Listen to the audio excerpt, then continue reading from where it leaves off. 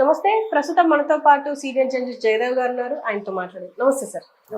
Sir, Delhi liquor scam లో కవిత జైల్లో ఉన్న విషయం మనకు తెలిసిందే. అయితే ఆమెని విచారించడానికి కోర్టు అనుమతి కోరిందని సిబిఐ అయితే ప్రకటించింది. అయితే ఏం జరగవచ్చు సార్? అంటే దీనివల్ల ఏమైనా ముందుకెళ్లే అవకాశం ఉందంటారా కేసు అంటే ఈవిడికి బెయిల్ వస్తుందంటే మాత్రం డౌట్ ఏమా. ఎందుకంటే ఈవిడికి సంబంధించి ఎగైనిస్ట్గా బలమైన సాక్ష్యాధారాలు దొరకకపోతే వీళ్ళు ఈ బెయిల్ గురించి కానీ లేదంటే ఈ అరెస్ట్ గురించి కానీ కొన్ని రకాలుగా దాఖలు చేసుకోవడం, తర్వాత అరెస్ట్ అయిన తర్వాత అది విత్డ్రా అయిపోవడం, ఇవన్నీ చూస్తే వీడి మీద బలమైన సాక్ష్యాధారాలు ఏవో దొరకపోతే వాళ్ళంతా ఇంటికి వచ్చి మరీ సోదాలు నిర్వహించి స్పెషల్ ఫ్లైట్లో అరెస్ట్ చేసి మరి తీసుకెళ్లే పరిస్థితి అయితే ఉండదు.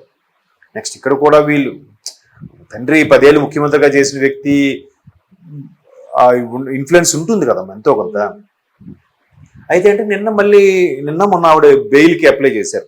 ఏంటంటే నాకు నా బిడ్డ మా బాబు ఎగ్జామ్స్ అవుతున్నాయి సంథింగ్, అందుకు నేను తల్లిగా నా సంరక్షణలో వాడు ఉండాలి అన్నట్టుగా.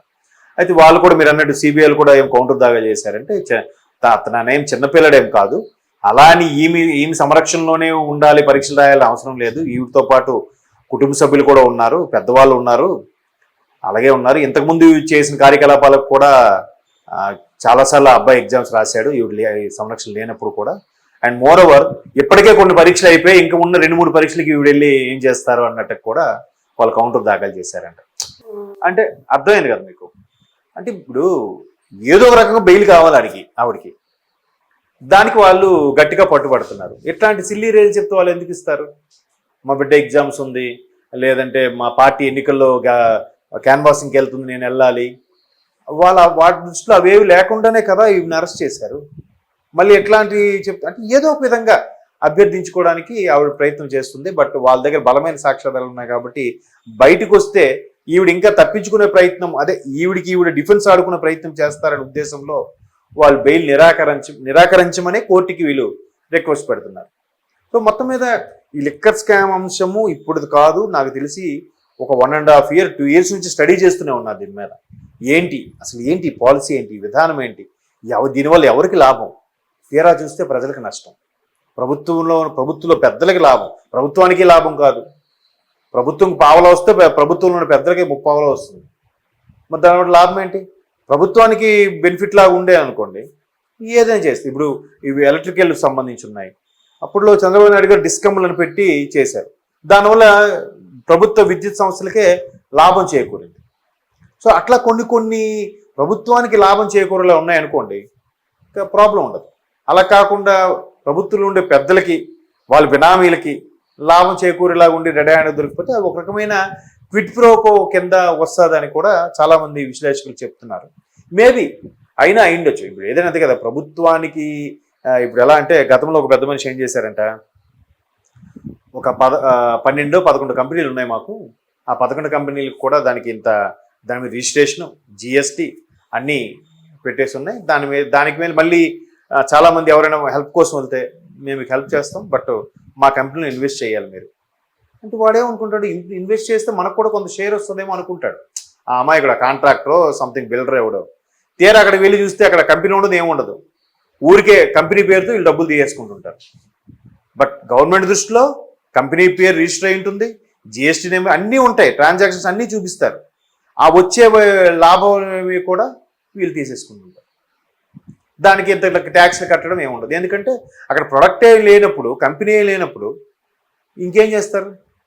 మీకు రీసెంట్గా ఒక సినిమా వచ్చిందండి, గాడ్సే అని, మన ఈయన సత్యదేవ్ది. ఆ సినిమాలో ఆయన ఫారెన్లో ఉండి ఇక్కడ ఉండి కొంతమందికి కంపెనీలు పెట్టి ఉద్యోగాలు ఇవ్వాలనుకుంటాడు. ఇక ఆ మినిస్టర్లు వాళ్ళ బినామీలు ఏం చేస్తారంటే, ఓకే మీకు సార్ పర్మిషన్ ఇస్తాడు, మా సారు ప్రాబ్లం లేదు, సైన్ చేస్తారు, కాకపోతే మా సిమెంట్ ఫ్యాక్టరీలో మీరు ఇన్వెస్ట్ చేయాలి. తప్పకుండా అండి, నాకు ఒకసారి తీసుకెళ్తే చుట్టూ కాంపౌండ్ వాళ్ళు ఉంటుంది, మధ్యలో చిన్న షెడ్ ఉంటుంది, లోపలికి తీసుకెళ్తారు. ఏది మీ సిమెంట్ ఫ్యాక్టరీ? ఇది కనబట్లే, ఇదిగా అంటారు. ఏదయ్యా అంటే అందులోంచి ఒక వాచ్మెన్ వస్తాడు బయటికి, అంతే. అదే సిమెంట్ ఫ్యాక్టరీ, దానికి ఇన్వెస్ట్ చేయాలంట. అంటే లేని సిమెంట్ ఫ్యాక్టరీని ఉన్నట్టుగా క్రియేట్ చేసి ప్రభుత్వాన్ని మోసగించి వీళ్ళు మింగేస్తున్నారు. సో అట్లాంటివి ఏవైనా చేస్తే అది ఎప్పటికైనా రిస్కే.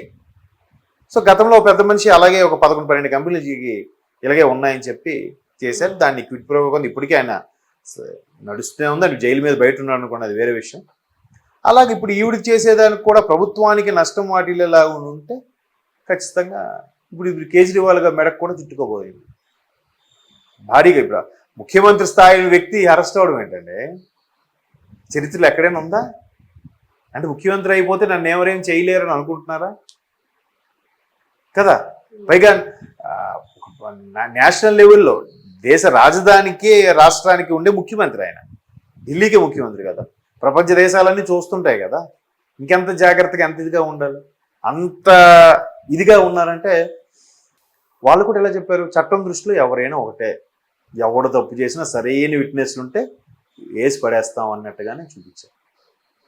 అంతే పూర్తిగా పకడ్బందీగా.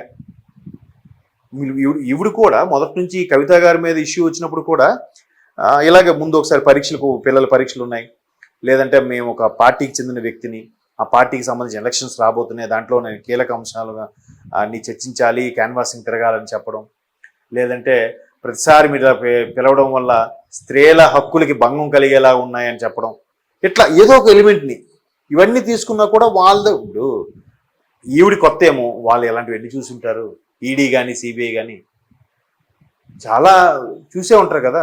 వాళ్ళు ఎవరు ఏ కౌంటర్కి ఏ కౌంటర్ వేయాలో కూడా వాళ్ళని తెలిసినట్టు మనకు తెలుస్తుంది.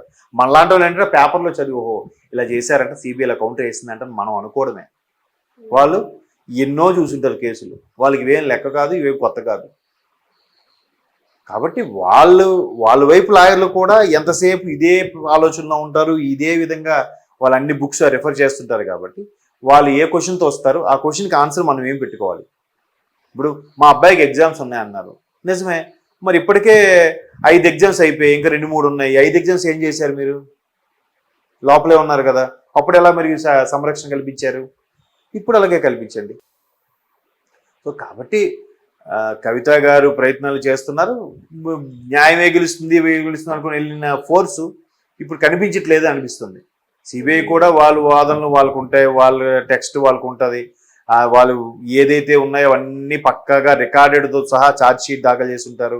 ఈవెన్ ఆవిడకి ఎంక్వైరీ రిమాండ్లో తీసుకుని ఎంక్వైరీ చేస్తున్నప్పుడు కూడా అన్నీ రికార్డ్ చేసే పెట్టి ఉంటారు. ఎందుకంటే ఎవరు ఎలా మాట్లాడారు ఏంటి, నేను నిన్న లోపలికి వెళ్ళి నన్ను అరెస్ట్ చేశారని చెప్తే, నాతో మిస్బిహేవ్ చేశారని చెప్పొచ్చు కదా. అందుకు జాగ్రత్తగా కెమెరా స్టార్టింగ్ నుంచి ఎండింగ్ ఎప్పుడు వెళ్ళారు ఏంటి, మినిట్ టు మినిట్ అంటారు, minute to minute meeting programs అన్నీ రాసి పెడతారు. లేకపోతే వీళ్ళు యక్ష ప్రశ్నలు వేస్తున్నందుకు వాళ్ళు చెప్పలేక రివర్స్కి వీళ్ళ మీద వేస్తే అబ్బా ఇది ఎవడరా బాబు మాట్లాడ చావుగొట్టేస్తున్నాడని చెప్పి అక్కడ ప్రశ్నలతో ఎదుర్కోలేక ఈ విధంగా చేసేవాళ్ళు కూడా ఉన్నారు కదా. సో కాబట్టి కవిత గారికి సంబంధించి ఏదైతే ఈడీ కానీ సిబిఐ కానీ కౌంటర్ దాఖలు చేస్తుందో అది ఇప్పుడప్పుడే ఆవిడ బయటికి రారేమో అనిపిస్తుంది. ఎందుకంటే ఈవిడికి దీనికి సంబంధించిన సాక్ష్యాధారాలు బలంగా ఉన్నాయట. బలంగా ఉన్నాయి కాబట్టి ఎవరేం మాట్లాడలేకపోతున్నారు, ఎవరేం ఫైట్ చేయలేకపోతున్నారు.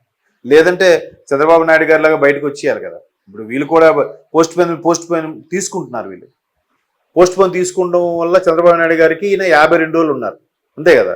దీని మీద ఆరోపణలు ఏంటి, పలానా ఆరోపణ, ప్రూఫ్ ఏది రాష్ట్రంలో ఉంది, మళ్ళీ హియరింగ్కి ఏంటి ఆరోపణ, లాస్ట్ వీక్ చెప్పామండి, ఓకే మరి ప్రూఫ్స్ ఎక్కడ వచ్చాయి, సిఐడి కోర్టులో ఉన్నాయండి, అలా చెప్తారా సుప్రీంకోర్టుకి వెళ్ళినప్పుడు?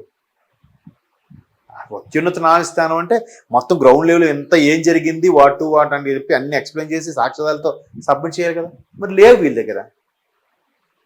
ఎట్టకేలకు వీగిపోయింది. చూశారు 3-4 ఛాన్సులు ఇచ్చారు, సరే బెయిల్ మంజూరు చేస్తారు, ఇంకేం చేస్తారు.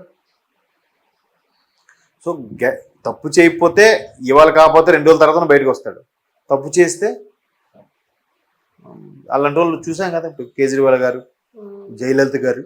సో కోర్టు ఎవరిని విడిచిపెట్టట్లేదు, బతుకున్న వాళ్ళు కానీ కాకపోతే చనిపోయినాక కూడా తీర్పులు వస్తున్నాయి. అది కొద్దిగా నిర్లక్ష్య ధోరణికి ఇది అవుతుంది. ఏముందిలే ఎప్పుడో మనం ఇదిపోయిన తర్వాత వస్తాయి కేసులు అనే వాళ్ళు కూడా ఉన్నారు. బట్ కవిత గారి విషయంలో మాత్రం ఈడీ సిబిఐ చాలా గట్టిగానే పట్టుబట్టింది.